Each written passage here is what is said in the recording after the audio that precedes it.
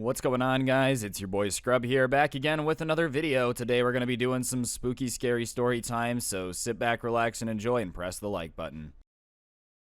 So my mom used to have to travel a lot for work, and when you travel a lot, you kind of get used to making conversation with whoever sits next to you on the plane. On one particular flight, she sat next to a man who appeared to be a fellow business traveler. They had some casual conversation and mentioned that they were both in town for the same conference, so they exchanged business cards. They left each other at the airport, not really planning to see each other until maybe the conference, but my mom wasn't even that keen on it. Later that evening, though, she was in her hotel watching TV, and her phone next to her started to ring. It was a call from the front desk, saying that her husband is here and they were wondering if they were allowed to give him a key to the room. Turns out, the creep on the plane was just pretending to be here for the business trip and was now telling the front desk that he was her husband trying to get into the room. Thankfully, the hotel had a strict policy about not giving out room keys without a matching ID. Who knows what would have happened if he would have convinced the front desk to give him the key upstairs.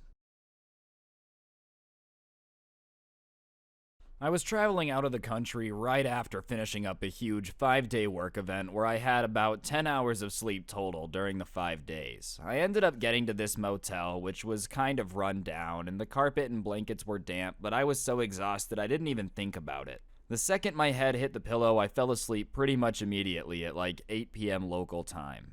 At maybe 11 p.m. or so, I got a call from the motel phone saying there's been a complaint about noise, and I tell them that's impossible because I've been sleeping. They ask if maybe it was someone else in the room, and I tell them nope, I'm here alone, so there's definitely no one making noise. They ask me again if I'm sure I'm by myself and not causing noise, and I say yes again, hang up, and fell back asleep immediately. When I woke up, I thought about it some more and realized how weird the entire interaction was. There was absolutely no noise I could hear nearby, and I don't know why the motel staff would need me to clarify that I was alone. Apparently, they never called, so I assume it must have been someone calling the different rooms to see who was in the rooms and how many people. I've never been so glad to always use the extra latch chain lock ever since. When I was in the Isles of Scotland, I stayed at a little bed and breakfast that was owned by a couple. The bedrooms were extremely well done and beautiful, but on everything, there was signs not to touch. To use the shower, you had to ask the couple, and the internet turned off at 11 p.m. The woman would also check on everyone at random times in the night, and we would hear creeping in the hallway to make sure everyone was sleeping, and not doing any illegal things like using the internet past 11. When we checked out of her bed and breakfast, she came into our room and said that we stunk and opened the window to prove this and demanded more money immediately. Another traveler was kicked out of the bed and breakfast because checkout time was 10 a.m. and they were forced to stand outside. She wouldn't even let them inside in a thunderstorm to wait while the taxi came. Another traveler had to go get a check for a room to pay for the room, and she took his bags and wouldn't give them back. But on the way out, she asked everyone if they enjoyed their stay and to rate them 5 stars. Honestly, I'm not sure what was up with this lady, but I'm pretty convinced she was watching us all weekend because she seemed to have a pretty good idea of what we were talking about when she wasn't around, and the constant creeping around and weird rules made me think that there had to have been something going on late at night. The story takes place in a London hotel a few weeks ago. I had 2 friends with me that were both male, and we were staying in a 9-bed mixed dorm. There were 3 sets of 3-tier bunk beds. I'm in the bottom bunk of the right bunk, friend 1 in the top bunk, and friend 2 in the middle. We ended up getting in at about 2 a.m. and tried to get into our beds as quietly as possible. A few minutes of laying there, I started to hear rustling behind me, and I was laying on my side facing the wall. And honestly, I thought it was just someone trying to go through their bag, and I started to ignore it. But then I felt a hand on my hip over the cover. I turn around and it's a random guy telling me to move over and pull up at my cover, and I initially thought he was drunk and wasn't sure which bed he was in, so I told him to go find his own bed. And then he shuffled away to the bottom bed of the left bunk. He came back again, and I told him to go back to his own bed, and he shuffled back to his own, and it ended up happening a few more times, with me gradually getting louder and less polite, telling him to leave. I started shaking because the situation was making me nervous, and I messaged my mate that was on the top bunk saying that I don't think I'm going to be able to sleep, and he messages back thinking it's because of someone snoring. This is when I find out both my mates have earplugs in, and so they've heard me speaking, but they didn't know who I was speaking to, thinking I was talking to the other friend. I let them in on the situation, and he immediately started keeping an eye out. I hear the guy go to the bathroom, and I can tell from the light he left on that there was something going on, and I just didn't want to look. My mate tells me that he was doing weird stuff with the door open, and either way, he went back to his bed and he thinks the situation's finally over. But then it happened again. My friend was keeping an eye out, and he shined his phone light on the floor and shouts for the guy to F off. Apparently, he was crawling across the floor towards me. This guy suddenly gets offended at my friend shining the light on him and starts climbing the bunk ladder like King Kong to try to take his phone away. They started wrestling, and after a while, my friend started kicking the guy in the head to try to keep him away from him on the top bunk, only for the guy to jump off and come back at him again. Once they were fighting, I ran for security, and they came in to find the guy still trying to get up on the top bunk and fight my friend while he was still trying to protect his phone. The security ended up calling the police and had the guy taken away in a riot van and banned from the building. While the police were dragging him outside and waiting for the riot van, he proceeded to headbutt the brick wall several times. I have no idea what the guy was on, because clearly it wasn't alcohol, but it was something enough to take several kicks to the head and headbutt a wall and act like nothing happened afterwards. The guy kept trying to blame my friend through all of it too, saying things to security like, "Come up here and see how violent he is." My other friend, though, because of his earplugs, somehow managed to sleep through the entire thing, and the next morning said how he was sad to be leaving London because it seemed like everybody was so nice here. I arrived at a secluded coastal hotel on the south of Marmaris, Turkey at around 2 a.m. It had been a super long day in Istanbul, followed by a flight and a long bus ride here, where I haggled with a non-English speaking taxi driver, who was literally trying to convince me that the resort didn't exist. Anyways, somehow, against the grace of everything, I ended up getting to the hotel, and when I pulled up to the hotel, it was literally on fire. The owner, who was standing out front, sees us, opens the taxi door excitedly, and said, "Come with me, I have a nice room for you." I pointed out to him that the hotel was on fire, and he simply said, "Small fire, no problem, come on." I was utterly exhausted, and honestly thought I was hallucinating, so I started following the owner into the hotel. I had to have been seeing things if he was going to guide me to my room. As we're walking to the room, I was stepping over fire hoses, waving away smoke, and passing firefighters as they were running up and down a very nice staircase. We paused on the second floor landing, and the owner told me, "See, the fire's only on this side of the hotel. There's no fire here. Come on." My exhaustion removed every ounce of common sense from me, and I ended up following him down the hall, still believing it was all in my head. The room was indeed fire-free, and I scanned the in case of fire message on the door, checked the window escaped, and then passed out with my shoes still on. In the morning, I woke up and was really convinced that I had dreamt the entire thing. My room was fine, the electricity worked, the water was running. But when I went to go check out, I had to walk down smoky stairs past the other charred side of the hotel. The owner was very happy to see me still alive and ate breakfast with me. I know it doesn't seem as scary as some of the other things, but the fact that I was literally so exhausted that I slept in a burning building really just went to show me that sometimes human nature does take over all common sense. I arrived late at a hotel for a business trip. Our flight had malfunctioned, so we had to land, get fixed on the tarmac, and never deplaned for the entire process. My room was already paid for, and I had my confirmation number in my hand. I got there about 5 hours later than I was supposed to, and of course, they had already given away my room. I already was not happy from all the delays, and I wasn't going anywhere. The event was literally in their hotel, and I wanted my room. I tried to be polite, but resolutely firm. They did some scrambling and asked if I would consider a damaged room under construction. And I said, as long as the sheets are clean and I can go to bed, I don't care. That was a huge mistake. The room they gave me was literally a crime scene. The case had been closed, so there was no legal issues to contend with, but someone had been killed or nearly killed in that room. They had primed over the bloodstains on the walls and ceilings, but had only taped down semi-clear plastic over the pooled blood on the carpets. Multiple small holes in the walls had obviously been patched and sanded over, but there were multiple small holes in the walls. They gave me a new bed and a TV from on-site inventory, so I was comfortable, but God was it creepy. The creepiest part was the priming job. It was just so obviously blood splatter. You could see where the person had been hit and where they fell and how they tried to get up. It was just brutal and dark, and the entire night I just couldn't help but have the feeling that someone was watching me. This had all taken place in 1999. I didn't call the hotel when I had originally landed at the tarmac because I had bad reception from inside the plane. We landed at a small airport or whatever. So by the time I had gotten in, because we had been traveling with a huge team and bought in a large block of rooms, I had just assumed that I was going to get a new one. We had paid well in advance of the event. And honestly, if it wouldn't have been for the fact I was so exhausted, I probably would have just waited for another room. They did definitely move me to a new room the next day. That I can remember. I hadn't unpacked much and made sure I was 100% repacked before I went down to the meeting room. The hotel arranged to bring everything from murder room to non-murder room for me, and later that day I picked up new keys. I wish I would have taken pictures, but I didn't have my camera. In 1999, phones just didn't have that function yet.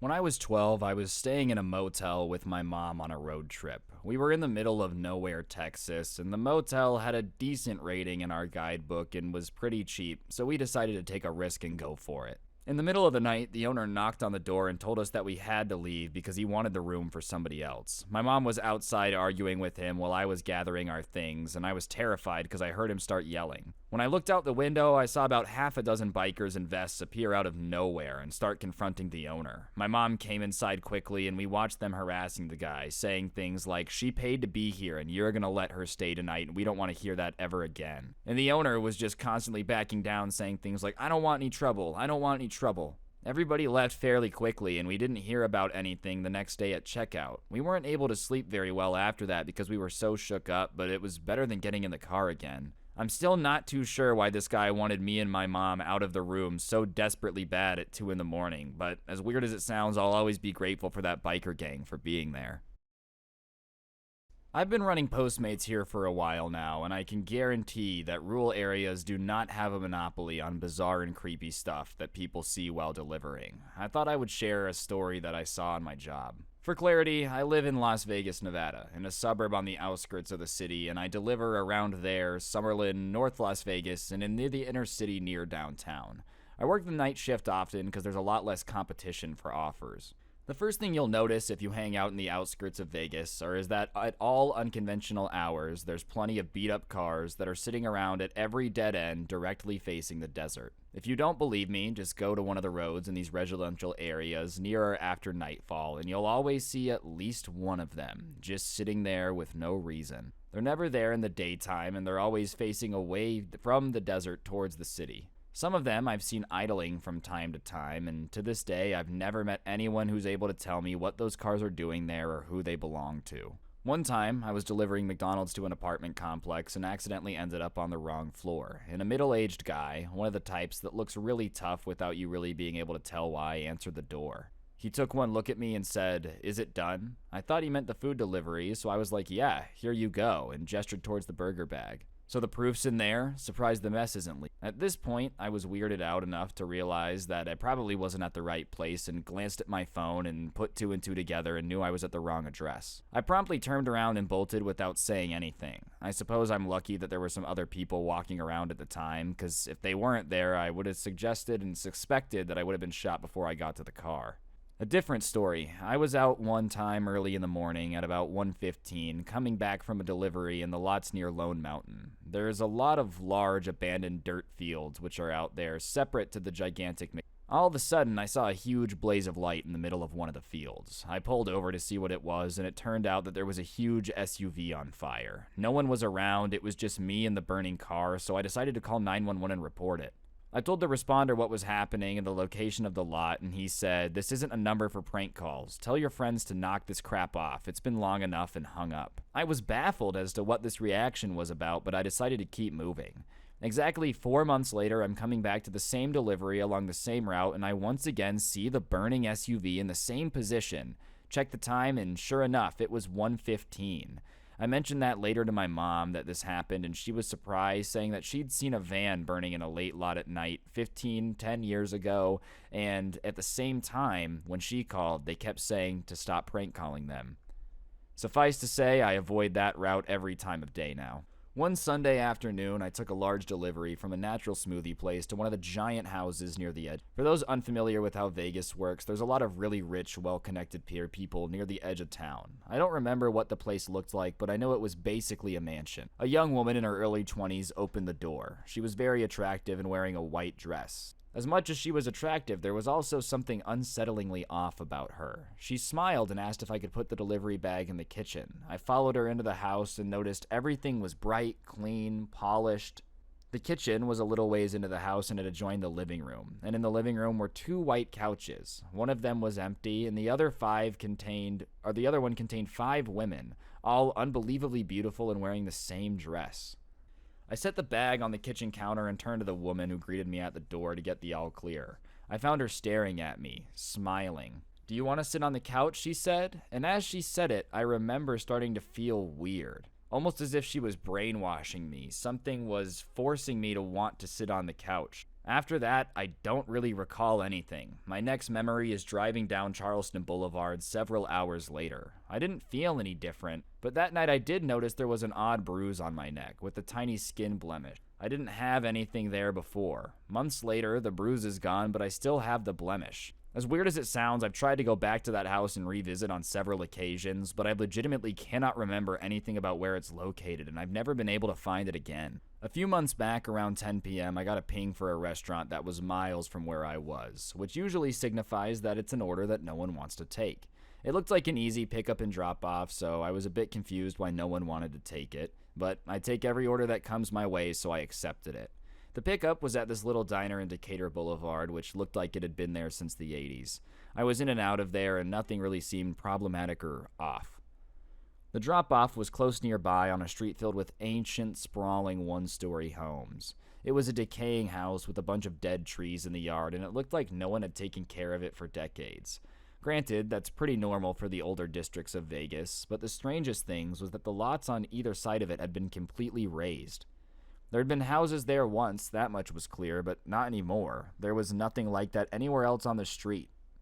Every other lot was filled, and I had a feeling in the pit of my stomach that I shouldn't go up to the door, but I had to complete the delivery. I went up and knocked, and there was no answer. I knocked harder, no answer, and I figured I'd call the number attached to the order before I just left it there. It rang a few times and then picked up. It was silence for a few seconds, and then a click. The call ended. At this point, I was ready to nope out of there, so I put the food down and turned to leave. I made it halfway down the walk when I heard the door creak open, and I turned to see who was there. It was no one. The door stood open, revealing a dark, dilapidated hallway, which looked more decrepit than the rest of the house. It extended back further than the light would let me see, but I had the distinct feeling that someone was watching me from the end of the hallway. When I made it back to the car, I was literally shaking, and all I wanted to do was get far, far away from there. I didn't even take any more orders that night, or sleep either. I called the number the next morning to see what would happen, and it was just disconnected. My buddies and I were camping in the woods of Yosemite, California. We were the only ones in the area, and we knew this because there was a camping registry. We were quite literally the only people in a 20-mile radius. Anyways, everything was great and normal, and our campsite was on the side of the lake. At night, we were all sharing an 8-man tent, which definitely is cozy with 8 guys in there, but not horrible. Anyways, at about 3 a.m. the first night, we're all suddenly awoken by one member of our group standing up in a tent and frantically opening the door. He pokes his head out and begins super frantically and nervously saying, "There's someone in our camp. There's someone in our camp." He kept repeating it over and over, and I had known this guy for a while and knew that he just sounded absolutely terrified. Needless to say, we all became horrified that someone was in our camp because we knew we were supposed to be alone. Everyone who had been woken up was just looking at each other with mortified looks on our faces, preparing at any moment to defend ourselves from whatever crazy person had entered our camp. After about 15 seconds of screaming that someone was in our camp, he laid back down that nothing had happened and slept. I guess the guy had sleepwalking issues. There was no one in camp, and trust me, we all knew that because we got out and checked and could not fall back asleep. The next morning, he laughed it off like nothing was happened. Trust me, I'm glad he was laughing at it, but he wouldn't have been if he had to experience it himself. Went turkey hunting with my dad in the Shawnee National Forest several years ago. I was about 10 at the time, and we took one afternoon to hike and scout hunting spots. Along the trail, we saw a few blood splatters and drips, which is not a big deal because, nature. About a quarter mile up the trail, however, we come up to 3 dogs hanging from a tree, gutted, bled out, and skinned. Obviously, at that point, it's horrifying and scary, but we keep going a bit further as there was a bluff not too far up there that was cool to look at. And we come to the bluff and find weird symbols burned into the ground and on the side of a rock wall, candle wax everywhere, blood red, looking like somebody had been doing some type of ritual. By that time, my dad, who I had never seen scared in my life at that point, looked at me white as a ghost and said, "Let's go," and we both took off running back to camp. The worst part is that we didn't leave the campsite for some reason, so that night I laid awake in the camper, freaking out at every sound I heard. In fact, I still get goosebumps thinking about that to this day. Alright guys, I think that'll do it for this little scary story collection. If you enjoyed, I'd really appreciate you pressing the like button, letting me know what you thought down below. Use code SCRUBBY at the G Fuel checkout, and yeah, thank you very much. I'll see you next time. Don't get anyone pregnant. If you do, make sure they're hot. I'm out. Peace.